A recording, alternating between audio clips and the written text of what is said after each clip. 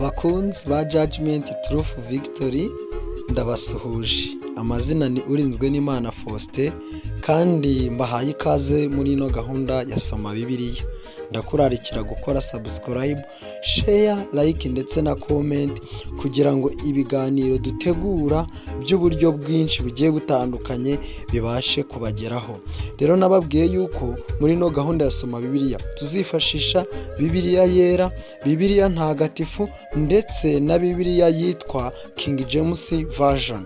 Then ntekereza ko rero tuzarushaho kugenda turushaho gusobanukirwa neza.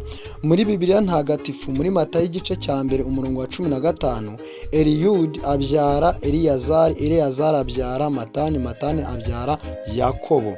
Noneho muri Bibiliya yera muri matayo igice cya mbere umurongo wa 15, Elihudi yabyaye Eliyazari, Eliyazari yabyaye Matani, Matani yabyaye Yakobo. Elihudi yabyaye Eliyazari, Eliyazari yabyaye Matani, Matani yabyaye Yakobo. Rero turimo turarebera hamwe ibisekuru bya Yesu, aho tuzagenda tureba kandi ntekereza yuko tuzarushaho kugenda dusobanukirwa.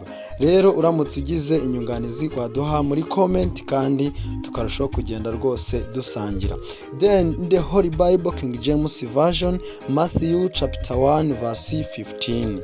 And Eliud begat Eleazar, and Eleazar begat Mathan, and Mathan begat Jacob. Then I invite you to do subscribe, any suggestion, any comment, try to add any comment. So thank you, and I wish you nice day.